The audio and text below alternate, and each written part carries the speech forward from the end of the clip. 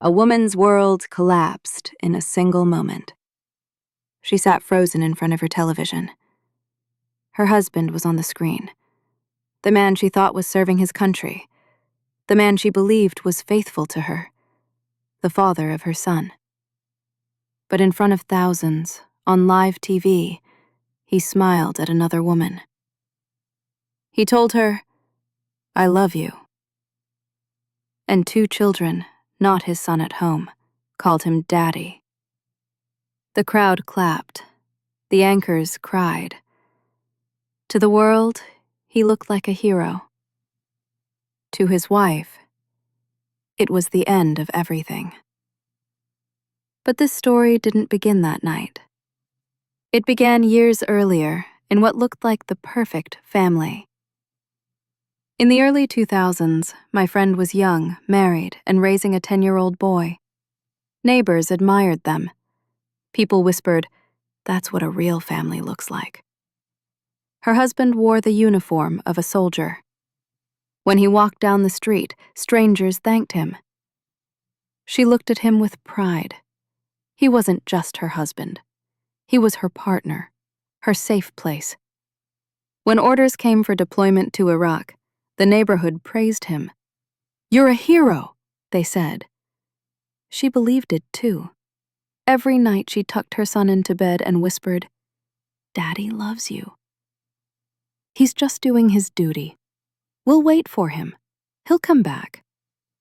Their home was filled with love, laughter, and hope. Or so it seemed. One afternoon, my phone rang. A friend screamed, "Turn on the news! Right now!" I switched on the local channel. A high school fundraiser was being broadcast. The reporters promised a special surprise. And then the giant screen lit up. A live video call from Iraq. At first, I felt proud. There he was, the man we all thought we knew. But within seconds, my blood ran cold. He wasn't alone.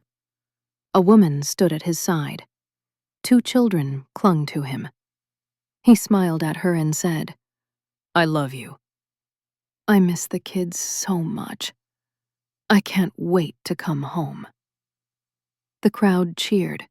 The anchors praised him as a devoted father and husband.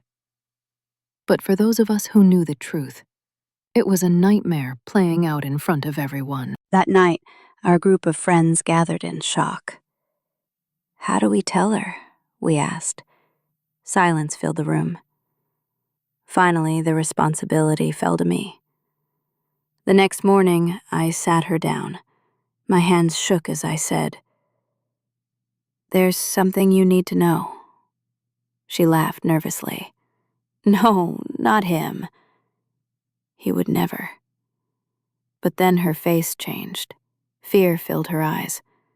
Deep down, she already knew. She called the news station. They were stunned too. "Please, come in.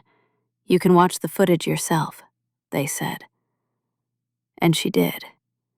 In that studio, she saw her husband declare his love to another woman. The man she trusted was living a double life. After that, there was no escape. The confrontation was brutal. She demanded answers. He couldn't deny it. The truth had been broadcast to thousands. The marriage collapsed. Divorce papers followed. The man who had promised loyalty abandoned his family. Soon after, he married the other woman, the one from the broadcast. Together, they built a new life. And their son, the boy who had written letters to his father, who prayed every night for his safe return, was left behind. Ignored, forgotten. What once looked like the perfect family was nothing more than a lie. And now I ask you, what would you do if one day, in front of everyone, you discovered your life was built on lies? Could you handle the truth, while the rest of the world kept clapping for the lie? Because this isn't just her story. It could happen to anyone.